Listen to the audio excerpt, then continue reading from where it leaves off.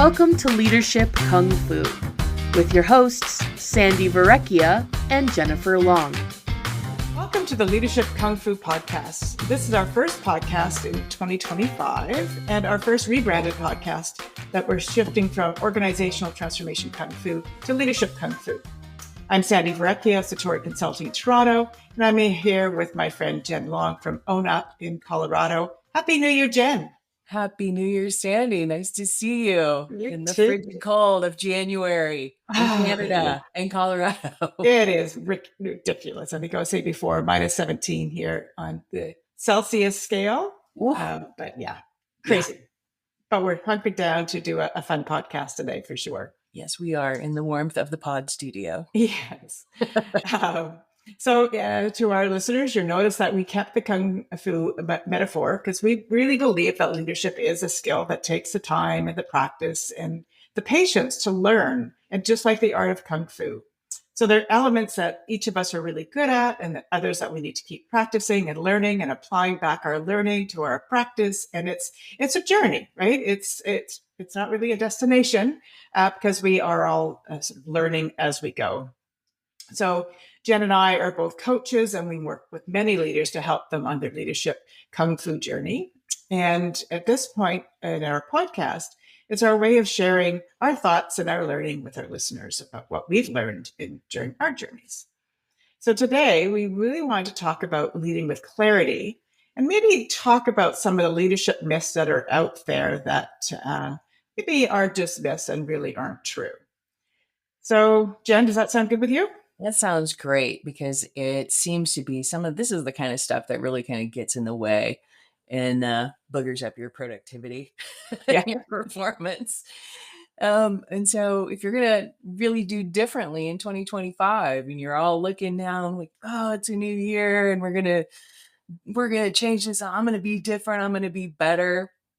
Then you should take a minute and really think about, right, some of the things that, what are you holding? What do you think is true that might not be true about how you lead, about what's going on in your organization, right? To really sort of kick the rocks over on some of the sacred cows or some of the things we don't question and some of the things that we just have bought into that might not be true anymore. And it's a great way to readjust your perspective, right? What are your truths that are no longer true? And what are you holding to be important, right? What are you valuing that maybe isn't that important, or it's not the thing that really is important, and you haven't stopped long enough to zoom out and really kind of ask that question.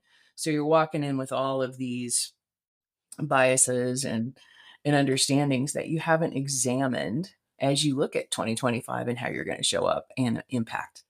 Yeah, no, I think that's great. So our last podcast was on sort of planning for 2025, right? So I think if you've sat down and you've done some plans and some desires for the year, I think it's a really good time to sit and reflect on what are those truisms, as we like to call them, and untruisms in your world, because I think it really sets the stage for being successful in 2025. Fact. One of the areas that sort of brings up for me is, and I was just listening to a podcast on this the other day, was when you're doing that, it really sort of empowers you to question, right? And when you're questioning, one of the myths I think that comes up for me is that really good leaders don't say no, or really don't push back, or don't question because they're supportive and they're there along for the journey. And I feel that is a myth that really needs to be debunked. Like, good leaders, they do kick the rocks over, as you say. They do push the envelope. They do question. And they prioritize by saying no to things, as well as so that they could have clarity on what they're going to say yes to, right? Yes. No ride shotgun all the time, right? Yeah. Yes, we have a lot to do, but if we're going to focus and if we're going to prioritize, that means we have a longer list of stuff we're going to say no to. And I think that's a hard thing for leaders to do. It is. And I think there's two things of that. So when we talk about strategy, it's really almost more about what you're not going to do than what you are going to do, right? So that commitment to what you are, it says you have to say, I'm not going to. But I think as leaders too, and developing our leaders, our junior leaders behind us, that are the ones that are coming up, is empowering them to also say no. Yeah, right. We are in an age of burnout. We are I mean, you might have gotten 2 weeks off and you might feel a little bit better coming back to work at the beginning of the year, right? But now that you're back in it and you're a couple weeks into it, does it even feel like you had a break? Yeah. Right. So it's that and organizations are struggling keeping workforce, right? Mhm. And when you are working your people at the level that you are, and you're under resourced and you're trying to figure it out, right? That's prime growth for burnout. And when you start, believing that there's all these things that you can accomplish and you're not saying no, right?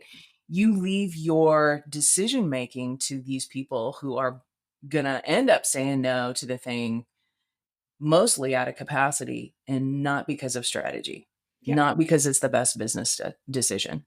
Mm-hmm. Yeah. So one of the things that you could do, and this is a really good time to do, is to regroup with your teams. So Mhm. you sort of regroup personally, sort of what you were talking about, Jen, but also regroup with your teams. Like how are we going to tackle 2025, right? With the finite Right. resources, What the are we going to say stuff. no to for at least the Yeah. first quarter? What are we going to say no to for the entire year? I mean, Mhm. no doesn't live permanently. No lives strategically. And Yeah. if you're using no strategically, it's not a permanent state. Strategy is you pivot, Yep. you It's move fluid through for it. sure. And if Yeah. you're doing it right, it's just no for now. Yeah. And I think that's the fear, right? Is that when you say no, it means no forever. No. And that's No. not true. And I think there's also a myth around saying no as no being a level of defiance. And we sort of have to shift our perspective on what no actually means. Mhm. Unless you are truly being defiant, which most people aren't in sort of what we're talking about, um, it is not a level of defiance. It really is a level of clarity, as we're saying. So if I Absolutely. don't have capacity, I'm not being defiant saying no. I'm saying I need help. I can't do everything. And so we need to have those two-way conversations that set clear expectations around our objectives and things like that. Well, So it leads to realistic expectations as opposed to yeah. unrealistic expectations, which are this thing that people just don't even acknowledge at times that they've got unrealistic. And when you hand things to your team and you hear people on your team say things like, well, if you're going to give me that, what are you taking off my plate? Mhm. And you experience that as resistance instead of understanding that as, look, what do you want me to focus on? What's the priority? And that Mhm. really should be the question. And so if you're a team player and that's come out of your mouth, maybe ask the question differently, because Absolutely. You're going to get a different what you're response. not doing is being clear about what your issue is. So, um, you know, when you listen to that kind of stuff, those are good indicators that you don't have the focus and you don't have the prioritization that someone's looking for. And Mhm. that's your job, right? To create that focus. Yeah, yeah. So, to summarize this myth, saying no is not about shutting doors or resisting change. It's really about leading with intention. And if you can thoughtfully and purposely reflect on your commitment and what matters most, it really is a demonstration of strength. And I think it's something that we should actually embrace a little bit more in our leading with purpose mantra and sort of within our organization. So I think no isn't defiance. No is a way of creating more clarity for everyone. So Yeah. I think No is your friend. No we is your need it. We need people. more of it, right? Pushback. More, more no in Yeah, that's right. 2025, right? Yeah, yeah. Oh, here's one that I love, right? Which is really this status quo bias thought around if it's not broke, don't fix it. Mm. And that is, let's just validate why we want to be complacent. And we can't be complacent, right? We're seeing it all around us. Like you need to, you're talking about pivoting. Strategy isn't always about pivoting. You can't be complacent in anything that you're doing. It's Right. if it Right. ain't broke, don't fix it. Does not work with It's no organizations. momentum, it's no change, it's no investment, it's No innovation. yeah. That's Yeah, what if it ain't broke, don't fix it really means. yeah, yeah. And what does that really say to your team? Your team is, just get your work done and don't rock the boat. Mhm. We're just going to be under the radar and just do our stuff. Right. Right. And these are the things that people will say in a meeting when someone puts a proposal on the table. These are things that, right. And because we feel overwhelmed and because we feel no one said no to anything, right? That's the easiest. I mean, it's the equivalent of I just can't deal with that right Yeah. now. Yeah. And so beware. Those are red flag statements, and they're not necessarily true. And that's a good rock to kick over. I think so. That's a really good one. One of the ones that I think is sort of interesting, because we talk about this a lot, but leaders don't show vulnerability. So weakness or mistakes is a sign of a leader that's really not doing a good job, right? We are rocks and we do things always right, and we never share, and we're never vulnerable. Right. And this lives right next door. So I'm going to give you one that's very adjacent because I think they're connected, right? Is that I have to have all the answers. Yeah. Right. And those two like to hang out together. I don't want to be vulnerable and I have to have all the answers because I'm the leader and I should know. And when they ask me questions, when my team is like, what? I feel the pressure of having to come in and do that. And I don't want to perceived as, and, it's human. I don't want to be perceived as incompetent. I don't want to be perceived as ignorant. I don't want to be perceived like those are natural human responses, but don't let that hold you back from a really good discussion with your team, because this is the root of clarity, right? Yeah. If you think you have to know, and if you're afraid to say I don't know, or actually I would like your help in thinking this through, you pay people to think, you pay people to participate, and frankly, these kinds of discussions are what create meaning for people. Yeah. When their ideas get heard and their thinking is examined and they get to contribute to the conversation, that's that amount of vulnerability to say I don't know and I don't have all the answers, and gosh, I really would like to spitball with you guys, or I'd like to understand your perspective on something,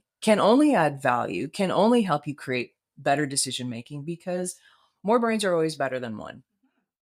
And that whole having to know all the things, right? I can't tell you, when I have these coaching sessions with people who are just pressured and they're like, I got to figure this out. And I'm like, ask your team. Yeah. And they're like, what do you mean? And I'm like, you don't have to have the answer. This is why you have people in your team, is that you come up together and say, let's look at all the things, because they can see the work from a different place than you.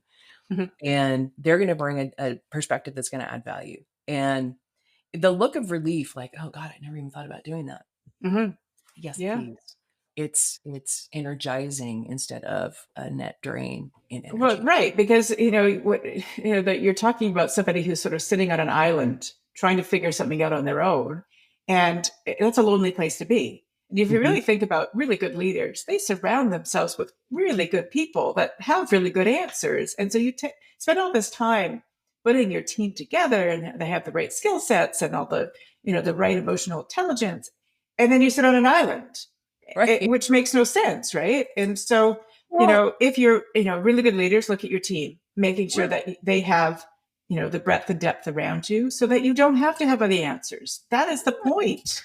Well, and I think that we do a disservice, right? These leadership books about this guy and that guy and the amazing thing that guy did, and like, he didn't do it by himself. No, right? He didn't do it by himself. He couldn't have done it by himself. Yeah, he might have been a really good leader of collaboration, a good leader of inspiring it. Like, all those things can be part of his person, but I can guarantee you the answers to the solutions, the good work that he did with a group of people. Yeah. And maybe that's the opportunity. Maybe we should write a book about that, Sandy, of let's talk about the whole team leadership thing and celebrate, 10 people who did things, because what you really need to understand is that's where your magic sits. Absolutely does. And so then the other myth, I think, so just talking about some things you're talking about, is that really good leaders got to where they got to because of their charisma, right? So often people will look and go, oh, Sally, like she's just amazing. And her charisma is just out of it. And is that what makes a strong leader is charisma? It's part of it sometimes, but not always. You could be a quiet leader and do an amazing job. Yeah. Yeah. I think we just are attracted to that kind of energy. And because those people are engaging, right, and outgoing, they position themselves and they get buy-in and they connect to people. And so that's what we like. And that's what we lean into. And that's all good. But they're not doing it on their own intellectually. They're not doing it on their own from a goal achievement standpoint. They're just not. And so, yeah, heroic leadership, no, not a thing anymore. No. It never really was. And I think we've made it into something and it's not real. No, I would agree. Some of the best leaders that I know are sort of quiet, accounting sort of type people. When you think about, the personality styles, the steady, not the I's in the disc wheel, not the DI's in the disc wheel, not even the D's on the disc wheel. But the C's, the SC's that are just sort of, they just get things done quietly and methodically. But they don't walk into a room and everybody go like, wow, because they've just claimed their presence. And so we have to be careful. It's a bit of a slippery slope about sort of saying that a leader needs to be a certain way. And so, leaders listening to this podcast or aspiring leaders, like, what is your style and how do you lead into it and make it your own to ensure that you are authentic to who you are and not trying to be somebody else? Yeah. Yeah. Golly, so many things. Yeah. Ready for the next one? Yeah. Here's a big one for me because I talk about this all the time. Results matter more than relationships. Oh, totally, they do. I get paid to deliver results. Yeah. Yeah, everybody in your organization does. Everyone does. But you know what? If you don't have the relationships, and it's confounding because relationships really are the oil that makes the friction go away, right? Yeah. And when your relationships are broken and you are working around people or you're avoiding people or you're dealing with what you think is someone who's difficult or, politics, right? That bleeds into relationships. But when you don't stand in that, you have to spend way more energy and effort to get anything. Right? And the US Congress is a big example of broken relationships, right? Complete dysfunction. It's your network is critical. Yeah. And your network is not just people that you need to know for political reasons. Your network is the people in your organizations who you deal with on a daily basis. They are your stakeholders of the work you do. And when those are broken, and 9 times out of 10, it's not your processes and your systems necessarily. It's what's broken between people that are creating a lot of the issues because I'm not addressing things with you. I'm just like, those people in this department are problematic. Those people. Right? Yes. Yeah. And yeah, that's true. That's a really good one because results will come when your relationships are good and you can be collaborative and you sort of can lean into those around you. The results will come, right? And if they don't, then you shift. But you can't do it on your own, right? In relationship, you don't have to like all the people. Gosh, no. Don't confuse relationship with like, right? Functioning relationship is just about respect. And you don't have to necessarily like people, but you need to respect what they do, where they are, what their perspective is, right? And work with those kinds of understandings. It's like, we don't have to get together and have dinner. I don't need to know what's important in your personal life. I don't have to have all the things, but I do need to at least be willing to connect to you on, tell me about what this means for you. Tell me about what your hesitancy is in working this way. Tell me about what how do you like to be contacted? Right. That's simple. Yeah, especially in the hybrid world, right? Where we're not just walking down the hall and What's talking the to best people. way for me to communicate with you? Right. Yeah. Yeah. And I think that really says that as a leader, we stand in the thought that everybody deserves to be in the role that they're in.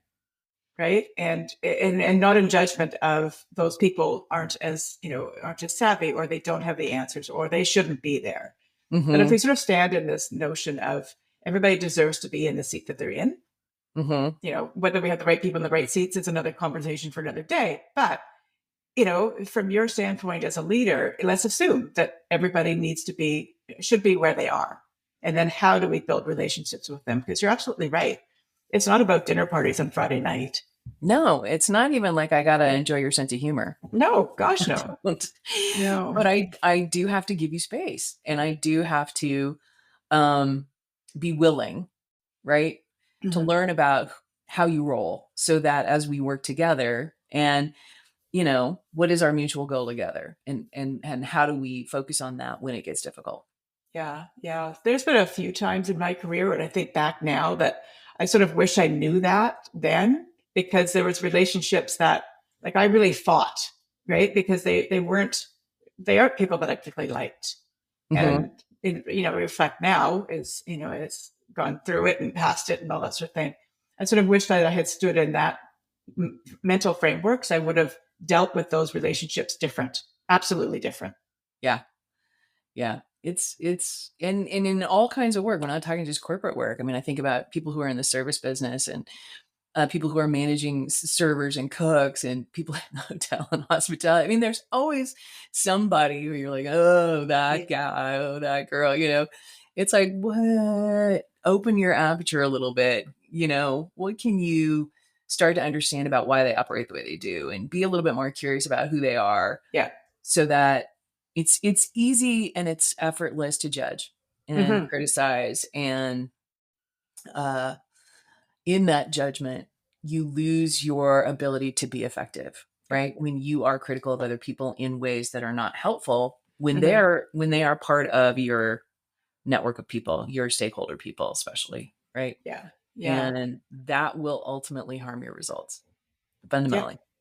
Yeah. So one of the tools that we have, if your organization does DISC, right, is Yep. the comparison reports that can be run, which is really good. I have one organization that uses them all the time. Can you run one then for, yeah, absolutely. And it's a really good little glimpse into their personality, what motivates them, and what drives them, what stresses them, and how it relates to you. So if your company is a DISC company, those comparison Yeah. reports You are can use fabulous you can tools. use a platform to get into somebody's head. That's right. That's right. You don't have to actually talk to them in depth. You can go, oh, I see you're a C. I understand why you're so critical now. Yeah, yeah, yeah. Well, if you're not if you're not if you're not willing to have the conversation because for whatever reason it feels uncomfortable, or you just don't want to go there, having something to sort of fall back on, and something that is common language is a good Yeah. start. You're not off the hook. Just No. because you don't want to, you're not off the hook. Yeah. Use a tool. Use a Yeah. tool. Get better, do better. Yeah. Because and I think pressure, organizational pressure, right? Schedule pressure, delivery pressure, whatever kind of pressure it is you're under, budget pressure, and you have to do the delivery thing. And those results are the only things you talk about, right?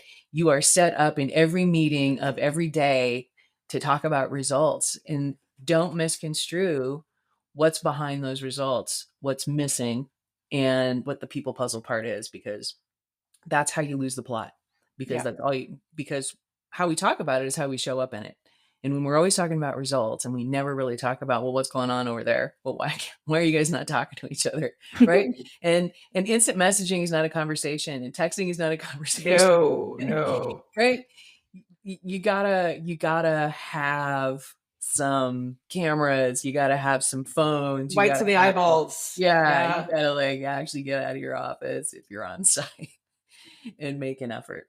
And that is flat out what you have to do. And Yeah. and 9 times out of 10, coaching assignments in my world, have a conversation with this person. Mm-hmm. Right. Yeah. And so the myth that sort of, I think, also sits beside this one is I don't have enough time for that. Like, I don't have time. I am so busy that I don't have time to walk down and talk to Jen about the crappy job she's About the doing. clock. Yeah. Right. And Yeah. the reality is, it's, you know, time, we all have the same amount of time. How you choose to use your time is the important aspect of that. And if you choose to use your time to build relationships, it is not going to be time wasted. Right. But if you sit in your office trying to figure something out in a vacuum, that is time wasted, potentially, likely. Yeah. If you're trying to do all the answers and make it up because you don't want to deal with it. Yeah. Yeah. The I don't have time thing. And one of the best pieces of information I've gotten over the years as a coach is that it's not about time, it's about energy. Yeah. Mm-hmm. And where do you need to put your energy? Because when you're invested energetically, time's not an issue. But if you're going to understand how to manage your energy, right, you have to understand what's important. So we're kind of circling back on the, the beginning of what are you saying no to so that you have the energy to do what you need to do. Mm-hmm. And when you start to really go, where do I, you know, the question is not what do I need to get done today? What, you know, what's pressing? How do I want to spend my time? It's where do I need to put my energy today? And where do my resources need to go such that I'm going to have the right impact? Because when you put it in time, it's a constraint and it's scarcity. But when you put it in energy, right, you tend to have more energy and are energized by things that are important. Yeah. Yeah. I just reached over to my desk. There's an article on the corner of it from HBR, Manage Your Energy, Not Your Time. It's from 2014, but it's a great article. And I sort of use this as a basis of a management conference that I did in the fall. And it's not about the time. It is about your energy. And so it's a great article if you're looking for something to read. 100%. I mean, and all the people who do time management skills, it's all about energy, right? Because your decision making suffers more towards the end of the day because you have limited amount of your brain. Your brain is lazy. Your brain doesn't want to put a lot of effort in at the end of the day. And that's where your decision making gets sloppy. So when you've got tougher issues, those are the things you do at the beginning of the day. For sure. Yep. And besides, the tougher issues are obviously the things you need to handle, right? That's like the stuff you kick to the curb. Yeah. Yeah. Or kick your email to the curb. Yeah. I think, you know, one of the ways, if you're not a relationship person in general, so you tend not to gravitate to that, is really scheduling time in your day to say, this is my relationship building time, right? Because it doesn't allow you to sort of slide over it. It's sort of in your face all the time. And so if you're not that way inclined, put it in your calendar and then make it happen. Yeah. Yeah. Structure. Give yourself structure around it. Yeah. Yeah. Yeah. Perfect. Perfect. Golly, that was a lot. There's a lot. Yeah. So I think, you know, the bottom line is there's a lot of things out there that sort of you get taught or you read in books that aren't necessarily true. You've got to be, to be a true leader, you always sort of need to be reflecting on who you are and how you're showing up and how you're engaging and you know, what are people sort of saying about you? What are you feeling when you're in a room? You know, are you getting the bristly of nobody wants to be here, or do people want to be with me, and things like that? So reflection is a key point of being a leader, and don't believe everything you read. Right? That's true, because there's a lot of content out there, right? The internet and just thought leadership, like all of these catchphrases that are out in the world has put a lot of things out in YouTube, and thank God TikTok is having a break.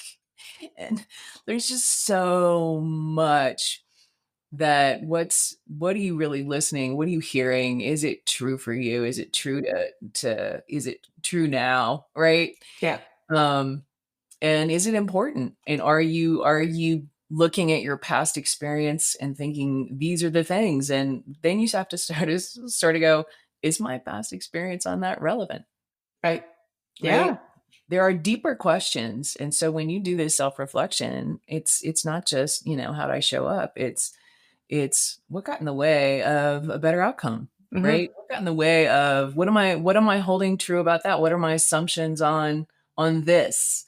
And part of this questioning thing is really, think more critically, not just reflectively, but Mhm. critically on some of the things that are challenging for you right now, because that may be the prime thing, the red flag for you of pay more attention to this. Why is this such a challenge, right?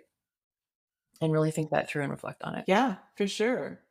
So hopefully we had some myths that we've debunked. Hopefully people are going to listen to this. You're going to be a little bit more critically reflective on you. And I think really thinking about articulating who you are as a leader and how you want to show up, and knowing that things that have in the past, they shape us for sure. They inform us, but they are not us necessarily.